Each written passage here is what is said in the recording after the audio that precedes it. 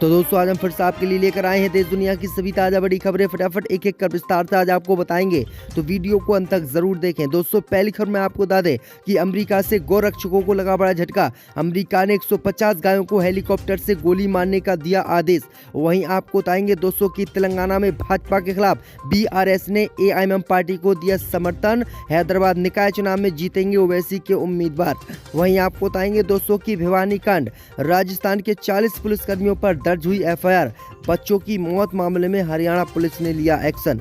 वहीं आपको बताएंगे दोस्तों की सऊदी अरब की सरकार ने नए शहर में काबा बनाने का किया ऐलान, तो भड़के दुनिया भर के मुसलमान, सऊदी प्रिंस का किया विरोध। वहीं आपको बताएंगे दोस्तों की राकेश टिकैत ने सरकार पर निशाना साधा, बोले कर्ज के तले दबा है किसान, सरकार माफ करे और MSP पर कानून बनाए। वहीं आपको बताएंगे दोस्तों की अब्बास अंसारी की बढ़ाई गई जेल में सुरक्षा, जेल में होगी ड्रोन से बाहुबली की निगरानी, भाई ने बताया था जान को खतरा। तो दोस्तों सभी खबरों को आपको एक एक कर बताने वाले, वीडियो को लाइक कर चैनल को सब्सक्राइब कर दे। इसी बीच पर तो दोस्तों अगली खबर की ओर, तो अमेरिका से हिंदू समुदाय को लगने वाला है बड़ा झटका। अमेरिका में 150 गायों को हेलीकॉप्टर से मारी जाएगी गोली। जहाँ दोस्तों आपको बता दें कि संयुक्त राज्य अमेरिका से हिंदू समुदाय को गायों को लेकर बड़ा झटका लगा है। भारत में जहां गायों को हिंदू समुदाय के लोग मां मानते हैं और उसके मारने पर प्रतिबंध है, वहीं अमेरिका में 150 गायों को हेलीकॉप्टर से गोली मारने का आदेश जारी हुआ है, जिससे हिंदू समुदाय को बड़ा झटका लगा है। दरअसल आपको बता दें कि अमेरिकी अधिकारियों द्वारा बनाई गई एक योजना में ये काम होगा। दरअसल आपको बता दें कि अमेरिका के न्यू मैक्सिको के आसपास जंगल के गांव में इन गायों को मारा जाएगा। दरअसल आपको बता दें कि इन गायों को निशानेबाज हेलीकॉप्टर में से बैठकर निशाना लगाकर मारेंगे। दरअसल आपको बता दें कि अमेरिका से ये बड़ा झटका हिंदू समुदाय को लगा है, क्योंकि हिंदू समुदाय गायों को मां मानता है और इसकी पूजा करता है और भारत में इसके मारने पर प्रतिबंध है। इसी बीच पर तो दोस्तों अगली खबर की ओर, तो तेलंगाना में भाजपा को चुनाव हराने के लिए BRS और AIM ने हैदराबाद में किया गठबंधन। यह दोस्तों आपको बता दें कि BRS ने मंगलवार को घोषणा की है कि वह हैदराबाद स्थानीय निकाय निर्वाचन क्षेत्र के आगामी द्विवार्षिक MLC चुनाव में AIM का समर्थन करेगा, जिसके बाद भाजपा को बड़ा झटका लगा है। दरअसल आपको बता दें कि AIM के MLC सीट के लिए मिर्जा रहमत बेग को उम्मीदवार घोषित किया गया है और AIM के अध्यक्ष असदुद्दीन ओवैसी द्वारा अपनी पार्टी के उम्मीदवार के लिए समर्थन मांगने के अनुरोध के बाद BRS अध्यक्ष और तेलंगाना के मुख्यमंत्री चंद्रशेखर राव ने पार्टी के वरिष्ठ नेताओं से बात करके AIM को वोट देने का ऐलान किया है। यानी बीजेपी को हराने के लिए अब BRS AIM के समर्थन में उतर आई है और हैदराबाद का निकाय चुनाव असदुद्दीन ओवैसी की पार्टी AIM जीतने वाली है। तो ये बड़ी अपडेट आ रही दोस्तों की भाजपा को बड़ा झटका अब यहाँ पर मिलने आ रहा है। पर तो दोस्तों अगली खबर की ओर, तो आगरा में राकेश टिकैत ने सरकार पर निशाना साधा, बोले कर्ज के तले दबा है किसान, सरकार माफ करे और MSP पर बने कानूनी गारंटी। जब दोस्तों आपको बता दें कि उत्तर प्रदेश के आगरा पहुंचे भाजपा के राष्ट्रीय प्रवक्ता राकेश टिकैत ने केंद्र की मोदी और उत्तर प्रदेश की BJP सरकार को निशाने पर लिया। राकेश टिकैत ने कहा कि देश का किसान कर्ज में डूबा है और सरकार को कर्ज माफी करनी चाहिए और किसानों की फसलें बर्बाद हो रही हैं, अच्छे रेट नहीं मिल रहे, इसलिए किसानों को MSP पर कानूनी गारंटी सरकार को देनी चाहिए और इस पर कानून बनना चाहिए। उन्होंने कहा कि किसान कर्ज के तले दबा है और किसानों का कर्ज सरकार को माफ करना चाहिए। इसी बीच पर तो दोस्तों अगली खबर की ओर, तो सऊदी अरब सरकार लेकर आई नए काबे का प्लान, तो मोहम्मद बिन सलमान पर भड़के दुनिया भर के मुसलमान। जब दोस्तों आपको बता दें कि सऊदी अरब सरकार ने देश की राजधानी रियाद में न्यू मुरब्बा नाम का एक शहर बनाने का फैसला किया है। इसमें एक विशाल संरचना भी बनाई जा रही है जो शहर का केंद्र बिंदु होगी। ये संरचना इन दोनों काफी चर्चा में है और इस पर विवाद हो गया है। दरअसल आपको बता दें कि क्राउन प्रिंस मोहम्मद बिन सलमान ने न्यू मुरब्बा डेवलपमेंट कंपनी के लॉन्च की घोषणा की थी। इसके साथ ही एक विशाल संरचना का वीडियो जारी किया गया, जिसे लेकर दुनिया भर के मुसलमान सऊदी प्रिंस मोहम्मद बिन सलमान से नाराज हो गए और विवाद शुरू हो गया। दरअसल आपको बता दें कि जो डिजाइन, जो विशाल संरचना इस शहर में बनाने की बात कही जा रही है, वो बिल्कुल काबा के समान है। काबा मक्का के पवित्र शहर में इस्लाम का सबसे बड़ा पवित्र इस तरह शहर के बीच में बनने वाली इस संरचना का नाम मुकाबा होगा। लेकिन आपको बता दें कि जैसे ही काबे के तरह संरचना जो बनाई जा रही है सऊदी अरब में दूसरा काबा जो बनाने का सरकार ने ऐलान किया है, इसके बाद दुनिया भर के मुसलमान सऊदी अरब के इस फैसले से नाराज हो गए और इसका विरोध किया और कहा कि किसी भी कीमत पर दूसरा काबा सऊदी अरब में हम नहीं बनने देंगे। इसी बीच पर तो दोस्तों अगली खबर की ओर, तो भिवानी कांड को लेकर राजस्थान के 40 पुलिसकर्मियों पर दर्ज हुई FIR। जब दोस्तों आपको बता दें कि भिवानी कांड के बाद अब हरियाणा के नूंह पुलिस ने राजस्थान के पुलिसकर्मियों के खिलाफ बच्चे की मौत के मामले में मुकदमा दर्ज कर लिया है। 40 के करीब अज्ञात पुलिसकर्मियों के खिलाफ आईपीसी की धारा 312, 148, 149, 323 और 452 में केस नगीना पुलिस थाने में दर्ज किया गया है। आरोपियों में से एक श्रीकांत की मां दुलारी देवी ने राजस्थान पुलिस पर गंभीर आरोप लगाए थे।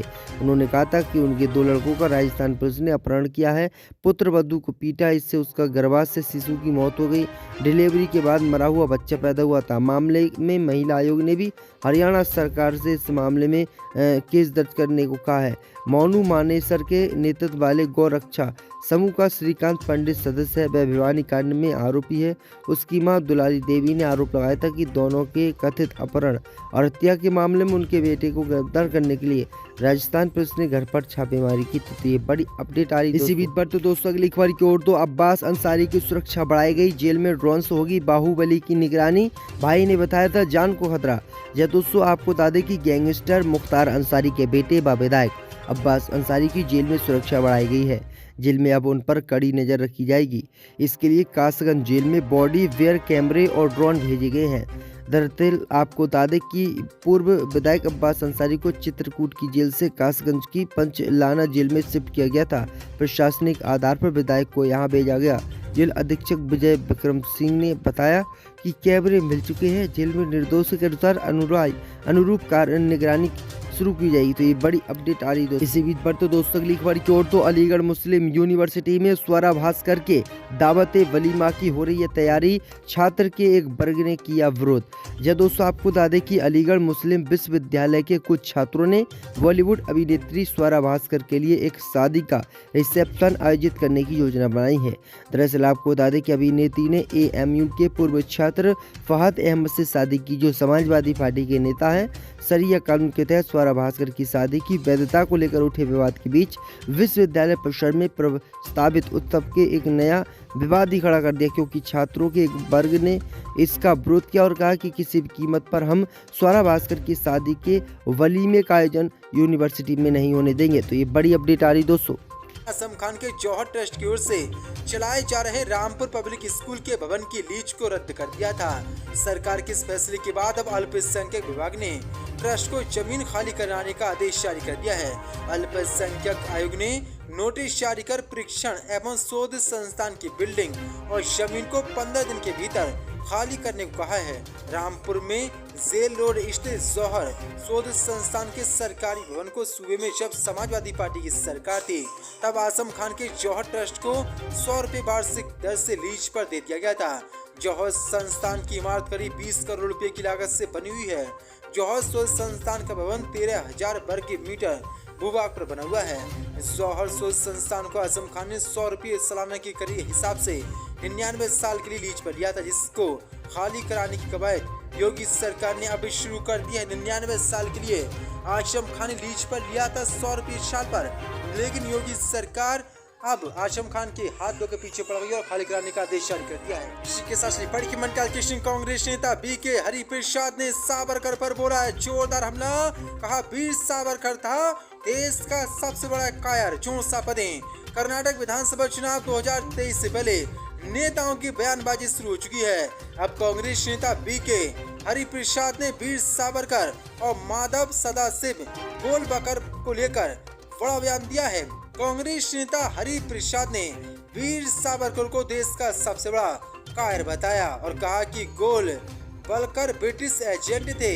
वीर सावरकर और माधव सदा शिवराव गोलवलकर के खिलाफ कर्नाटक कांग्रेस नेता BK शिव कुमार की टिप्पणी से राजनीति तापमान बढ़ गया है। भारतीय जनता पार्टी अब कांग्रेस नेता के बयान पर बवाल मचा सकती है। कांग्रेस नेता ने कहा कि गोलवलकर ने स्वयं अपनी पुस्तक बंच ऑफ थॉमस में कहा कि वे तिरंगा या भारतीय राज्य का सम्मान नहीं करते हैं। ये कोई नई बात नहीं है। दया याचिका लिखने वाले और ब्रिटिश पेंशन मांगने वाले वीर सावरकर को हम और क्या कहें।